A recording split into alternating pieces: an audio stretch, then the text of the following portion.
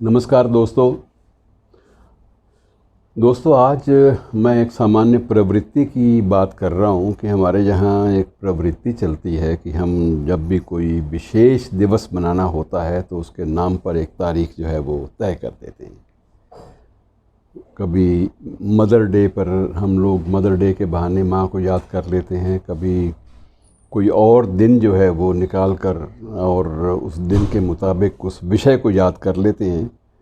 लेकिन कुछ एक विषय ऐसे हैं मित्रों के जो बड़े सेंसिटिव हैं, संवेदनशील हैं, और देखा जाए तो उनको बड़े ही औपचारिक तरीके से, सहज सरसरी तरीके से हम लोग लेते हैं, बहुत गंभीरता से लेते भी नहीं हैं, यद्यपि वो बहुत गंभीर विषय हैं।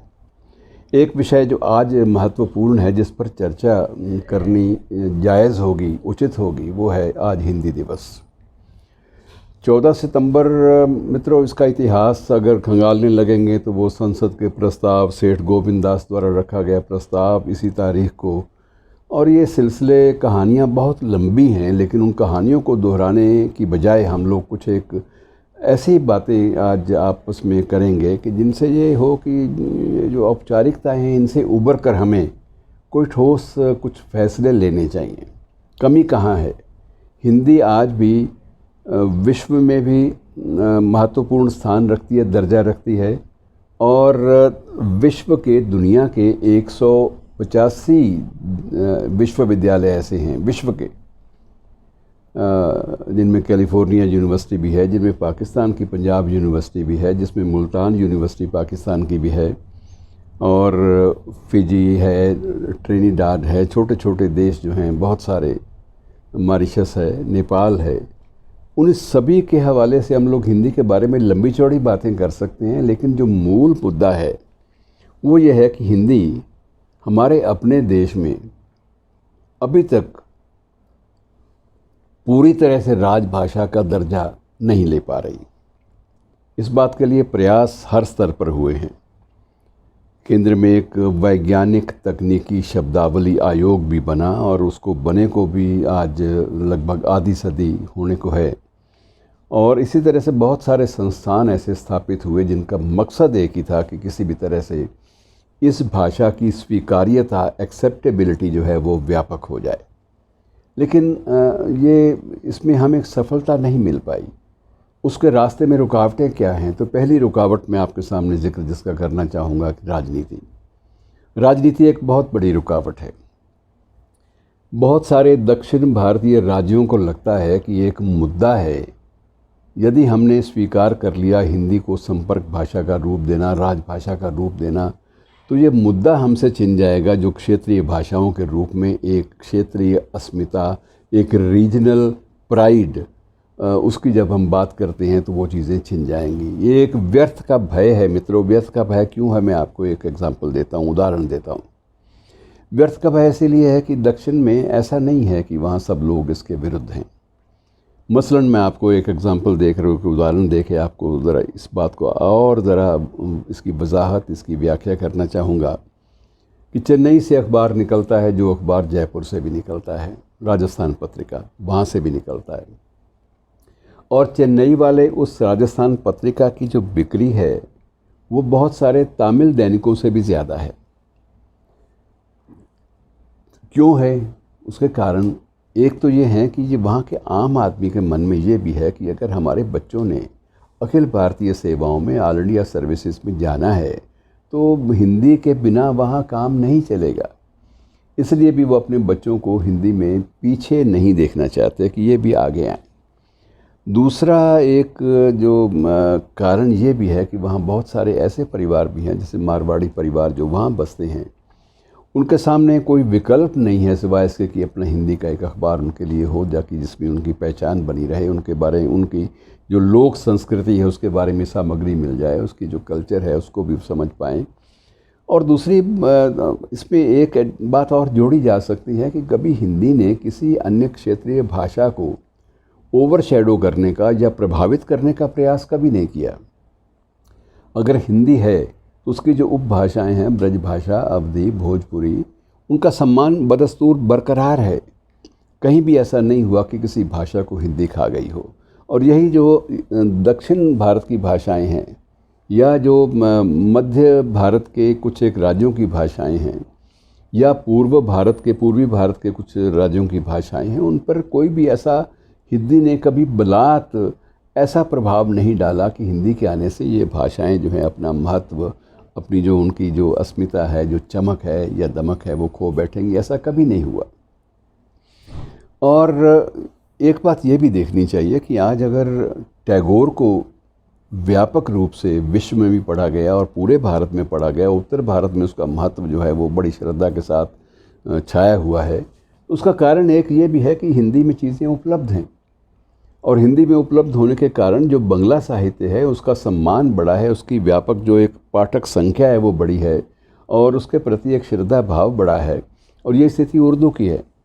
अब उर्दू जिन राज्यों में, बहुत कम राज्यों में अब उर्दू जो है वो पढ़ी या पढ़ाई जाती है, लेकिन इसके बावजूद ये है कि नई पीढ़ी अगर आज उर्दू साहित्य से वाबस्ता है, उर्दू साहित्य से जुड़ी हुई है, उसके साथ उसका संपर्क बना हुआ है, और एक पसंदीदा जो काव्य है उसके रूप में उसको लेते हैं लोग, युवा पीढ़ी के लोग, तो इसलिए लेते हैं कि उनको उर्दू का साहित्य देवनागरी लिपि में लिप्यांतर होकर उपलब्ध है, और उपलब्ध है तो उसका पूरा का पूरा वो रस और उसका रसास्वादन लेते हैं और उसको पूरी तरह से जज्ब करते हैं।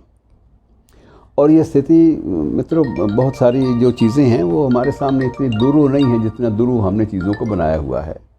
तो ये हमें थोड़ा सा इस बात से परहेज़ करना चाहिए कि हम व्यर्थ का एक हट लेकर बैठ जाएं, राजनीति जो है उसको एक तरफ रखें, और व्यापक जो राष्ट्रीय हित है, देश का हित है, देश के लोगों का हित है, उसको सामने रखें। दूसरी बात इसमें एक कमी जो अखरती है वो है संकल्पबद्धता की। कई बार ये भी होता है कि हम संकल्प लेना जो है ना, और उस संकल्प को पूरा करना हम लोग भूल ही जाते हैं। मैं आपको छोटा सा एक उदाहरण देता हूँ पंजाब का। पंजाब में एक मुख्यमंत्री हुए थे, वो एक अल्पसंख्यक सरकार, अल्प बहुमत वाली सरकार के मुख्यमंत्री थे, लेकिन मुख्यमंत्री थे। उस शख्स ने, मेरी मुराद लक्ष्मण सिंह गिल से है, सरदार लक्ष्मण सिंह गिल, उन्होंने ये फ़ैसला कर लिया कि मैं फ़लाँ डेट से प्रदेश में हर सरकारी कामकाज पंजाबी में ही करने का आदेश जारी कर रहा हूँ, और उस तारीख तक सभी लोग इसको लागू करें। और जब वो डेट बाउंड हो गई, तिथि निर्धारित हो गई, जब अंतिम सीमा तय हो गई, तो उसके बाद ये हुआ कि पंजाब में पंजाबी जो है वो सभी स्तरों पर, राजकाज के स्तरों पर, रेवेन्यू में, रजिस्टर्स में, सभी स्तरों पर वो लागू हो गई। और उसके बाद लागू है, उसके लागू करने में कोई भी अड़चन तकनीकी रूप से सामने नहीं आई, और उसका परिणाम अच्छा ये निकला है कि पंजाबी है या मलयाली है या बंगला है, इन लोगों ने अपनी भाषाओं को समृद्ध किया है और अपनी भाषाओं को आईटी के साथ जोड़ दिया है। ये एक बहुत बड़ी बात होती है। लेकिन हमारे ये है कि हिंदी में समस्याएं भी हैं जिनकी तरफ ध्यान देना सिर्फ सरकारों का काम नहीं है। जो हिंदी से वाकई प्यार करते हैं, जो इसको माथे की बिंदी और न जाने क्या क्या वो कहते हैं, इसको अपनी जान कहते हैं, इसमें प्राण वायु उसको मानते हैं, इसको अपनी जड़ों तक पहुंचने का एक साधन मानते हैं, सूंधी गंध का सवाल उठाते हैं, उनको भी कम से कम ये ज़रूर चाहिए कि हिंदी में जो जो अभाव हैं उनकी पूर्ति की जानी चाहिए। अभाव कौन से हैं? एक अभाव है कि अभी भी पूरी तरह से आईटी के साथ हिंदी का जो संबंध है वो स्थापित उतना नहीं हो पाया जितनी ज़रूरत थी। मसलन गूगल को लीजिए, गूगल में आपने हिंदी में अनुवाद देखने हो तो आपको हिंदी के अनुवाद देखकर कई बार माथा पीटना पड़ जाता है कि वो अनुवादों का ना सिर ना पैर, इसलिए कि हिंदी वालों ने उस पर श्रम नहीं किया। अब भी कोई सामग्री चाहिए। मैं एक पत्रकार हूँ, पेशे से पत्रकार भी हूँ, और पत्रकारिता में जब मुझे बैकग्राउंडर या पृष्ठभूमि की कोई चीज़ देखनी होती है तो पृष्ठभूमि देखने के लिए मैं हमेशा गूगल अंग्रेज़ी का सहारा लेता हूँ। इसलिए हूँ कि मुझे हिंदी में सामग्री उपलब्ध नहीं है, और उपलब्ध है तो वो प्रामाणिक नहीं है, और उसमें शब्दों का जो है गड़बड़ झाला है कि उसको आप समझ नहीं पाएंगे। तो ये बहुत सारी समस्याएं हैं। इसी तरह से हिंदी की स्क्रिप्ट की समस्या है, अगर उसमें फ़ॉन्ट की समस्या है। अब यूनिकोड तो आ गया, लेकिन यूनिकोड के बाद भी अभी सफ़र तय होना है, और उसके दिशा में उतने कदम नहीं उठाए जा पा रहे जितने अन्य क्षेत्रीय भाषाओं वाले उठा रहे हैं। अच्छी बात है कि पंजाबी आज तकनीक की दृष्टि से काफ़ी ज़्यादा समृद्ध हो चुकी है। मलयाली समृद्ध हो चुकी है, बंगला समृद्ध हो चुकी है, तेलुगु वालों ने कर लिया है, तमिल, कन्नड़, इन सब के विद्वानों ने और भाषाविदों ने, भाषा वैज्ञानिकों ने खूब जम के काम किया है। और जम के काम करने का परिणाम यह है कि वो भाषाएं कहीं भी पिछड़ी हुई दिखाई नहीं देती। तो इस तरह से थोड़ा सा फिर उसके बाद तीसरी जो बात महत्वपूर्ण है कि हमें अपना नज़रिया भी थोड़ा बदलना चाहिए। अब जब भी हिंदी के अलावा कोई भाषा पढ़ने की बात आती है तो हम लोग तरजीह देते हैं पंजाबी या उर्दू को देते हैं, वेरस हमें बंगला को भी कभी कभी तरजीह देनी चाहिए। हरियाणा के एक मुख्यमंत्री थे, उन्होंने एक समय में लागू कर दिया कि हरियाणा में पंजाबी नहीं होगी, तमिल दूसरी भाषा होगी। ये एक मुख्यमंत्री ने ऐलान कर दिया और लागू भी कर दिया। अब उसका संकट भी बड़ा हुआ, लेकिन उसके बावजूद, संकट के बावजूद कुछ एक चीज़ें ऐसी होती हैं जिनको थोड़ा सा ना बारीकी से, सूक्ष्मता से समझने का प्रयास किया जाना चाहिए। उन्होंने, उस मुख्यमंत्री ने जो कोशिश की थी तमिल को विकल्प बनाने की पंजाबी का, तो उनके मन में ये भी था कहीं ना कहीं कि पंजाबी की उपेक्षा की जाए। ये एक गलत नज़रिया हो गया।